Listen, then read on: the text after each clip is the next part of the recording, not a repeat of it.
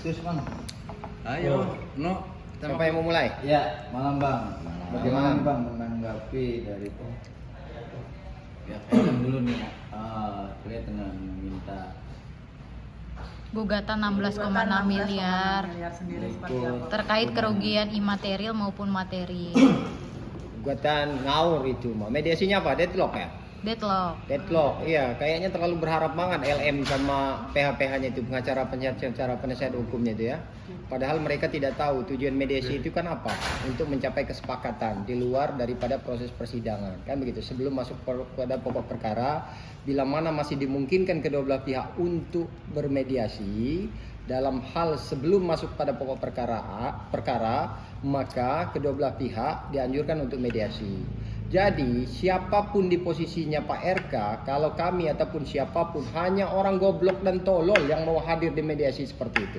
Buat apa? Apa yang perlu kita bahas? Karena apa? Legal standing, dasar hukum, ikatan hukum mereka itu tidak ada, jual beli. Jadi apa yang mau dimediasikan? Apa yang mau didamaikan? Nggak ada. Terus ada dalil-dalil dalam gugatan itu. Saya begini ya. Sebelum saya membaca gugatan itu, saya berkeyakinan 9,9% gugatan itu akan sia-sia dan ditolak. Kan begitu. Setelah saya membaca gugatannya, jadi bahkan bukan hanya 9,9% tadi, 1000% yakin akan ditolak. Jadi kalau dia mendalilkan permohonannya, misalnya gugatannya 15 miliar segala macam, terlalu banyak halu, emang mau dikabulkan gugatan seperti gitu?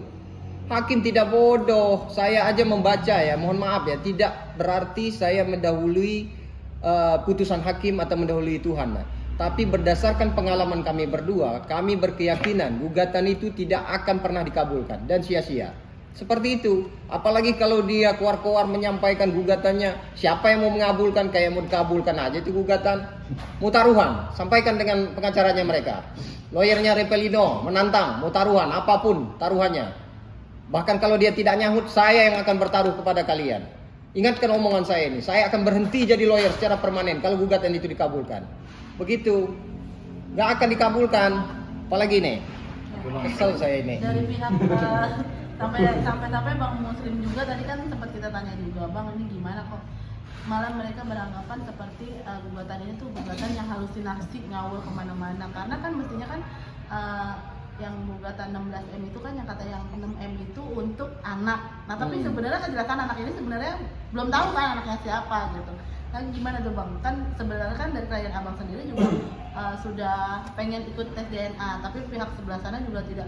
Ngapain sih ikut-ikut? Itu kayak sebuah kesaksian palsu lah, ceritain segala itu bohong. Siapa dia dibayar sama siapa? Dibayar berapa? Sampai ngomong kayak gitu, gimana tuh bang? Pak Elro mau jawab? Iya. Hah? Udah bapak jawab. Jadi apa? Terlalu panjang pertanyaannya tadi. Jadi ntar gue salah jawab lagi tadi. Diulang lagi. Gimana Jadi pertanyaan? gini bang, Gimana? misalkan menggugat karena bisa simpelnya membiayai kehidupan sang anak terkait dari itu pendidikan, kesehatan dan lain segala macam. Sedangkan Lisa sendiri dia mengajukan untuk tes DNA, dalam arti di sini dia belum yakin bahwa ini anaknya, tapi dalam gugatan mengatakan bahwa itu adalah anak bersama RK, hasil dari RK. Gimana bang? Jadi begini ya, setelah saya membaca gugatan itu banyak yang kontradiksi ya. Kenapa? Gugatan itu semacam gugatan harta gono gini. Apa nggak sekalian aja dia mohonkan gaji seluruh RK selama dia ngejabat? Jangan nanggung, jangan hanya 16M. Itu maksud saya, palang tanggung. Kalau dia mau halu, mau bermimpi ataupun berhayal, jangan nanggung. Kan begitu. Terus ini lagi-lagi nih kontradiksi kan? Bahwa nyambung ini dengan sikap dan pernyataan lawyernya ketika berstatement di hadapan teman-teman media semua. Dengan lantangnya dia berbicara dengan gayanya yang rapi itu kan. Mohon maaf ya, tidak bermaksud menyinggung pribadi daripada rekan sejawat saya. Cuman saya geram aja ngelihat gayanya kan. Bahwa begini, tidak ada pakar hukum di seluruh Indonesia ataupun dunia yang bisa menyatakan anak itu anak si RK atau anak siapa harus dengan DNA. Begitu kan bahasanya. Tapi di dalam gugatan dia mendalilkan bahwa seolah-olah itu adalah anak RK, bahkan minta kebutuhan, minta tuntutan, ganti kerugian dan segala macam. Di dalam petitum permohonannya minta dilakukan DNA. Kan itu kontradiksi. Saya yang bukan hakim sudah membaca gugatan itu aja. Sebelum saya membaca gugatan, sekali lagi saya tekankan, sebelum saya membaca gugatan, 99,9% yakin akan ditolak. Setelah saya membaca 1000% gugatan itu akan ditolak. Terlebih kalau kami berdua jadi masuk sebagai intervensi nanti. Begitu. Nah, tapi Revalino sendiri melihatnya seperti apa sih Bang dengan adanya gugatan ini gitu. Jadi makin berbelit-belit gitu orang. Padahal kan tinggal tes DNA aja yang di Barreskrim kan, tinggal panggil Lisa, lakukan tes DNA, hasilnya keluar, selesai kan. Ini malah ada gugatan baru ini, malah kemana-mana, minta uang, segala macam. Revalino sendiri gimana nih Bang melihatnya? Revalino sih begini, menanggapi hal yang sikap dari yang dilakukan oleh LM itu secara dingin lah dia. Artinya begini ya, kemarin saya juga menyampaikan karena di beberapa statement dia di podcast entah di apa, seolah-olah menyudutkan Revalino kan begitu. Siapa dialah, suruh mandi dulu lah kan begitu kan. Seolah-olah siapa sih LM ini, gayanya udah so artis banget, so cantik banget. Siapa dia kan begitu. Jangan, ini bener-bener ini anak ya. Kalau nggak ada hukuman di dunia ini mungkin saya tempeleng aja itu perempuan kan gayanya. Kemarin artinya terhadap sikap itu saya sampaikan kepada klien saya. Jawaban klien saya simple. Udah bang, biarkan aja. Kan udah saya sampaikan kepada abang. Memang karakternya seperti itu. Semakin kita layani, maka dia akan semakin senang. Dia itu cuma pansos bang katanya. Udah biarkan aja bang. Nanti saya akan tampil, saya akan tunjukkan semua. Termasuk kemarin dia sempat mengirimkan foto. Kalau dia lupa, dia pernah mengirimkan foto anak itu kepada saya bang. Datanya masih ada di saya. Cuma nanti tunggu saya, kata dia begitu. Begitu. Jadi kalau Revalino sih santai-santai aja menanggapinya. Dia udah paham sekali karakter perempuan ini seperti apa. Jadi dia menyikapi santai saja. Bahkan perlu tidak saya mengambil sikap terhadap apa yang disampaikan oleh perempuan ini.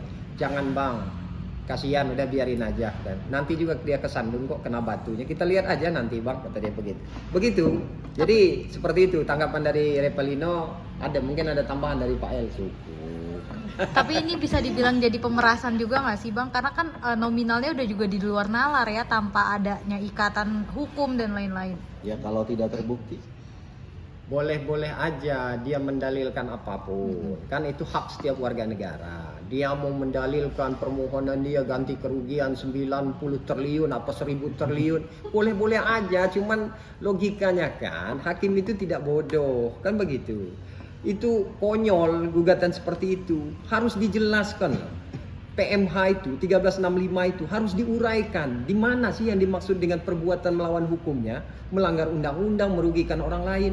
Kalau kita berbicara kerugian LM, yang rugi di sini Pak RK. Kalaupun itu terbukti, yang rugi itu apa? Dia bayar, dia beli, rugi. Kan begitu persoalannya. Kok kamu mendalilkan kerugian? Kan lucu kayak gitu. Jadi kalau dia dasar hukum dia mengajukan PMH itu berdasarkan putusan MK, kalau saya tidak salah putusan nomor 46 tahun 2010 ya, itu kan beda. Kalau itu ada hubungan hukum, pernikahan yang tidak diakui di dalam undang-undang perkawinan ialah pernikahan secara bawah tangan, pernikahan siri. Itu Mucica Mutar yang mengajukan itu judicial review itu ke MK. Kalau ini jual beli, dia jual sawah sepetak, dibeli. Singkat cerita sawah itu bermasalah, kan begitu logikanya. Cuman kan itu maksud saya, kalau punya klien itu kita cerdaskan, jangan kita bodohkan. Mohon maaf ya, LM ini saya ngelihat circle-nya ya, lingkungan dia itu cara berpikirnya kurang. Jadi kalau menurut saya, kita sebagai penasihat hukum atau pengacara itu, klien itu jangan disesatkan, jangan dibodoh-bodohkan. Kalau kita sesatkan, bahaya, resikonya dia semakin halu, seolah-olah nggak gentle tuh Pak RK, nggak datang tuh berdasarkan SEMA begini-begini. Baca itu yang konkret, memahami aturan itu SEMA, mengenai ketentuan SEMA itu yang konkret, jangan dipelajari sepotong-sepotong. Makanya saya melihat orang-orang di sekelilingnya LM ini sangat paham teori, cerdas dalam memahami teori, tapi lupa tentang pengalaman dan praktek, awam tentang praktek. Makanya saya melihat terlalu kaku. Ngelihat persoalan mediasi aja sampai segitunya dia mempersoalkan. Makanya saya menduga sekali lagi, gugatan itu hanya dijadikan sebagai iseng-iseng berhadiah, ya, sebagai iseng-iseng berhadiah, berharap selesai di mediasi. Ternyata Pak RK itu tidak bodoh. Makanya hanya orang bodoh dan goblok yang mau menghadiri mediasi itu. Jadi dia tidak hadir. Untuk apa? Apa yang perlu dibahas? Paling ujung-ujungnya bahas minta duit, udah selesai damai di situ kan, nggak usah lanjut sidang, tapi dia minta duit kan ujung-ujungnya duit juga kan. Kalau saya ngapain dihadirin? Sudah sangat tepat keputusan Pak RK tidak hadir, kan begitu. Jadi nggak ada yang perlu dikhawatirkan. Kami sedang mempertimbangkan untuk masuk sebagai intervensi. Kalau itu dimungkinkan kami akan masuk. Kita ramaikan pesta yang dibuat LM ini. Berarti Bang Pantang, emang tambah dari panjang, ya. dari awal tuh emang UUD ya Bang, ujung-ujungnya emang duit ya Bang. Kan itu pengakuan LM itu sendiri kan di salah satu podcast masih bisa kok kita lihat, cek di video-video yang sudah beredar itu. Duit ke konsep Pada saat konferensi juga mengakui kan, duit kan dia nggak mau dinikahkan. nggak mau dinikah, Iya kan? siapa juga yang mau nikah sama dia. Kan gitu. Intinya duit dia tuh udah. Berarti Begitu. memang udah ada unsur pemerasannya juga ya Bang. Kalau pemerasan itu kan begini, kalau pemerasan itu kan harus ada unsur pidananya, harus ada laporan polisi. Saya tidak mau mendahului itu, cuman kita bisa simpulkan kan arahan dia ini kan konsep berpikir perempuan ini kan duit tanpa dia memperhitungkan tentang konsekuensi apa yang menjadi perbuatan dia dengan merangkai cerita mengatakan satu hal agar hal tersebut diketahui oleh umum atau orang banyak, itu ada konsekuensi hukumnya. Bahwa menyatakan dengan halayak orang banyak bahwa ini adalah anak RK, dia meyakinkan bahwa ini adalah anak RK, kan begitu. Tetapi sekali lagi pengacaranya dengan lantangnya tidak ada pakar hukum, ahli hukum di Indonesia ini yang bisa menyatakan anak ini adalah anak RK kecuali dengan DNA. Klien dia sudah menyampaikan dengan sendirinya, membuat satu fitnah dan tuduhan kepada media sosial, seluruh publik menyatakan bahwa LM mengklaim itu adalah anak daripada RK. Konyol nggak itu? Konyol. Kami nggak mau ikut-ikutan konyol. Makanya kalau mau jadi ini kita mengasih edukasi ya kepada salayak orang banyak atau masyarakat orang banyak. Memilih lawyer itu harus selektif. Jangan dilihat dari tampilnya. Kan begitu.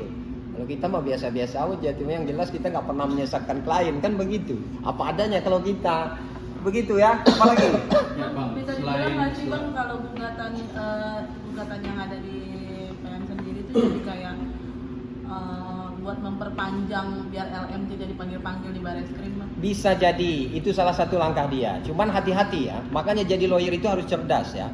Dengan nanti ditolaknya proses gugatan yang diajukan PMH oleh LM ini kepada pengadilan melalui RK, kalau nanti ditolak gugatan ini, maka Mabes Polri tanpa keraguan untuk mengandangkan LM ini masuk kepada penjara, malah memperkuat proses pidana.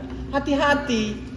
Jadi makanya jangan sampai salah berlangkah, berpikir itu. Kita sebagai lawyer itu sebelum dia melangkah kita udah tahu putusannya itu. Makanya jadi kalau punya klien itu jangan disesatkan. Kita harus pasti pemahaman antisipasi terburuknya begini, keuntungannya begini. Itu kalau kita sebagai lawyer ya. Jangan disesatkan, jangan kita gugat aja dulu lah. Yang penting hasilnya bagaimana nanti. Itu kan konyol. Kalah nomor sekian ya. Iya, urusan kalah nomor sekian, dikabulkan atau tidak. Padahal di sini ada proses hukum yang terpisah secara pidana. Kalau proses pidana ini misalnya di-hold oleh proses penyidikan Mabes Polri gara-gara ada gugatan. Gugatan itu kalau nanti ditolak dengan sendirinya akan memperkuat proses pidana yang diupaya oleh Pak RK. Hati-hati. Tanpa ada keraguan nanti pihak Mabes Polri akan mengandangkan LM. Kalau ditolak, makanya 1000% saya yakin gugatan itu akan ditolak. Terlebih kalau kami masuk sebagai intervensi. Permohonan intervensi itu sudah saya buat, tinggal saya masukkan. Cuman menunggu persetujuan daripada klien saya. Itu aja. Kalau untuk memeriahkan mah, ya kita meriahkan aja. Cuman ending daripada gugatan itu kita sudah paham. Akan sia-sia. Begitu. Cuman yang kita berdua ditunggu di sini hanya ucapan terima kasih dari Pak Eka dan Bu Cinta, itu aja. Barangkali ada, kan begitu. Cuman kami nggak ada hubungan sama mereka itu. Begitu. Cuman kalau ada ucapan terima kasih dari Pak RK dan Bu Cinta, mudah-mudahan disampaikan oleh teman-teman media. Inilah totalitas kami membela hak dan kepentingan klien kami yang mudah-mudahan ada kaitannya dengan Pak RK dan Bu Cinta. Mudah-mudahan dengan munculnya kami ini bisa membantu dan memulihkan nama baik beliau, meluruskan hal-hal yang tersesat dan membuktikan bahwa ini adalah perbuatan zalim. Mudah-mudahan ada ucapan terima kasih dan kami diundang sebagai apalah, undangan makan atau apa ya. Jangan pesta kawinan ya. Nah, jangan pesta perkawinan. Nah, begitu.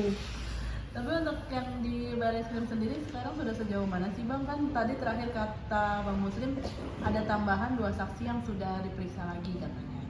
Kalau langkah itu kan langkah hukum yang diambil Pak RK. Kebetulan kaitan atau dengan kami, karena statement kami pada saat kami preskon awal muncul, kami bersedia menjadi saksi, dihubungkanlah. Kami sudah diperiksa 2 kali, dan pas yang kedua itu kami ditanyakan oleh penyidik apakah bersedia untuk dilakukan DNA. Klien kami menyampaikan, Repelino menyampaikan dengan senang hati dan dia siap. Apakah bersedia disumpah terhadap keterangan beliau? Beliau menyatakan siap untuk disumpah. Nah, artinya kaitan dengan laporan itu kewenangan daripada PH-nya Pak RK, Bang Muslim di sini untuk memfollow up sejauh mana dan sampai di mana proses hukum itu, kan? Karena kami pun menanyakan kenapa kok sampai detik ini, padahal kemarin kan Mabes Polri ketika memeriksa kami, klien kami menyampaikan bahwa kemungkinan seminggu atau 2 minggu akan diperiksa LM, bahkan akan dilakukan DNA. Setelah kami menunggu kok sampai detik ini proses itu tidak segera dilaksanakan. Kami juga berharap proses ini cepat, biar terang lah, jangan terlalu berlarut-larut.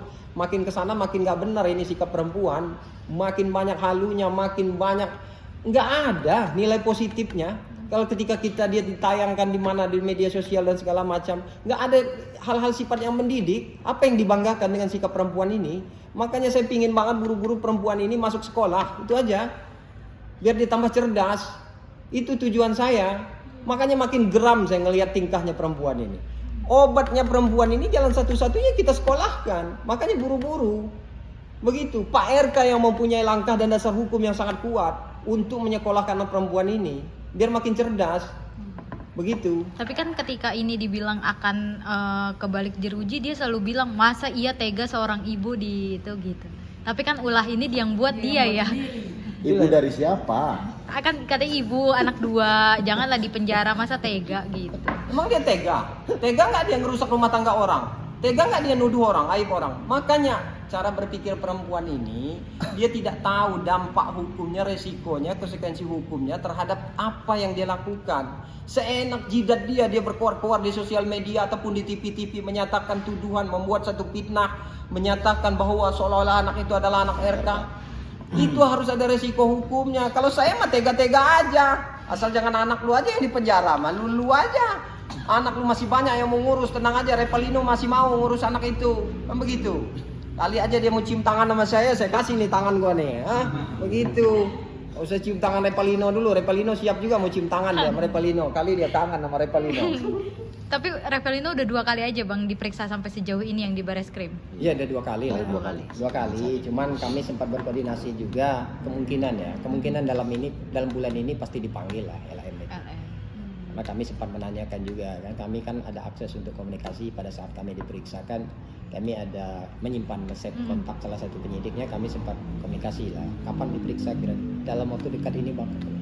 Kan udah naik juga ya Bang jadi sidik ya Bang? Iya, udah proses naik sidik, kemarin kan penyidikan, sekarang udah naik proses penyidikan. Artinya tidak menutup kemungkinan ketika nanti dipanggil LM ini setelah dimintai keterangan, dia menuangkan semua keterangan dia terhadap tuduhan itu, ya silahkan kan gitu.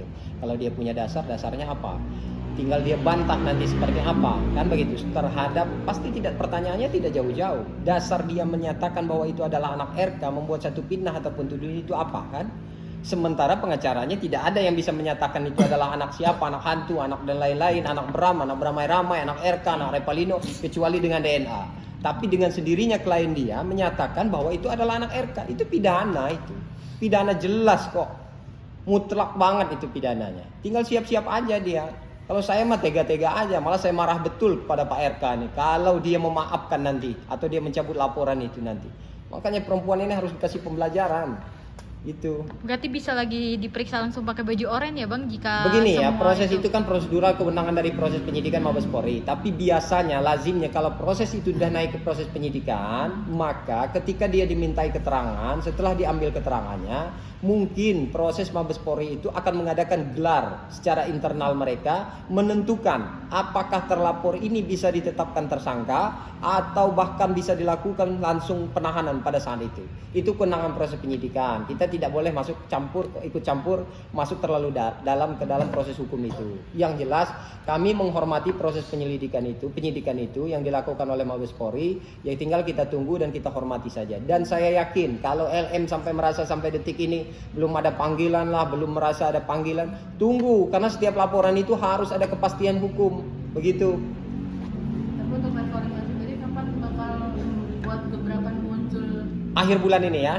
Akhir bulan ini ya. Kita muncul nanti kita siapkan semua. Katanya ya mandi dulu lah mandi dulu dia. Perawatan dulu. Kan mau muncul, siapa tahu LM mau cium tangan. Begitu. Kita tunggu aja ya. Akhir bulan ini saya pastikan muncul. Jadi sudah banyak yang mau endorse dia ini kan, termasuk salon-salon Repelino ini. Itu hikmah dari persoalan yang dibuat LM ya. Kami tidak mencari itu, cuman udah banyak tawarannya ini. Begitu. Ya. Mau kita rendam dulu dicat warna putih. Begitu. Tapi Bang, biar abang berbicara vokal seperti ini gitu kan, membela Revalino juga, di sini bisa dibilang membuka tabir pokoknya- Kebohongan lah ya. Iya, semua pokoknya Tabir kebuka. kepalsuan.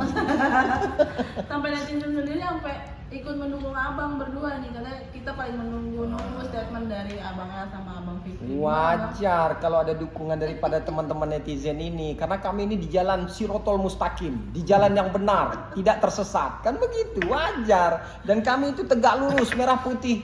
Tidak ada kepentingan bagi kami, hanya meluruskan informasi berdasarkan pengakuan LM, berdasarkan tuduhan LM kepada klien kami pada waktu itu.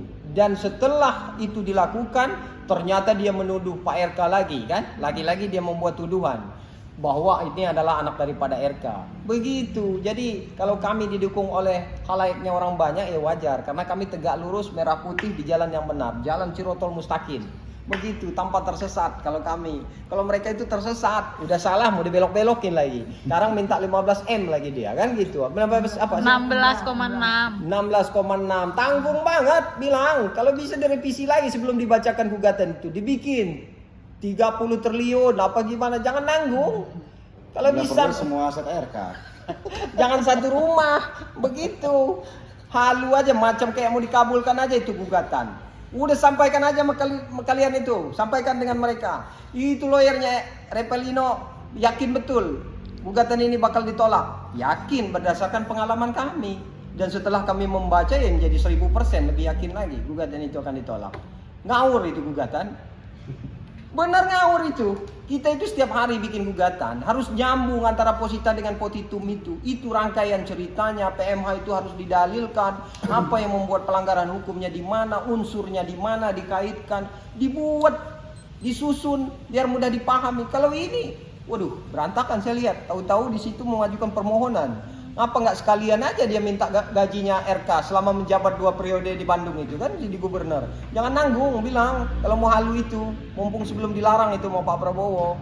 Gugatan ini ya kalau orang awam mungkin kayaknya luar biasa kan. Karena apa? Saya melihat gugatan yang didalilkan oleh LM ini 1000% merugikan Pak RK. Seolah-olah membuat publik dengan gugatan sedemikian rupa, tuntutan kerugian yang luar biasa, itu lagi-lagi merugikan Pak RK. Nama baiknya dipertaruhkan di sini sebagai seorang tokoh luar biasa. Kasihan kalau kami. Makanya kami hadir itu. Makanya kami sedang pertimbangkan mau masuk sebagai intervensi ini. Karena apa? Kami melihat lagi-lagi nama baik dan ketokohan beliau itu dipertaruhkan. Cuman menurut saya dia sudah membuat satu pilihan dengan tidak hadir, tapi diwakilkan oleh pengacaranya, itu udah paling tepat ya. Karena apa? Dia punya hak untuk tidak hadir, untuk mengabaikan itu. Cuman dia dirugikan dalam hal nanti rugi kalau dia tidak hadir sama sekali. Khawatirnya dia kehilangan hak untuk menjawab, hak untuk membantah, hak untuk memberikan saksi terhadap tuduhan itu. Seperti itu. Nggak ada kalau nggak dirugikan. Cuman keluar-keluar aja dia yang pingin hadir, kayaknya ngebet banget pingin hadir di mediasi. Makanya jandan dari jam 2 pagi sampai jam berapa itu sangat ingin ketemu. Iya, sampai dari subuh jam 2 pagi sampai jam 10 siang. 10 pagi ya, untuk ketemu dengan Pak RK. Aduh, kasihan juga, sedih saya ngelihatnya itu. Udah, ada lagi cukup.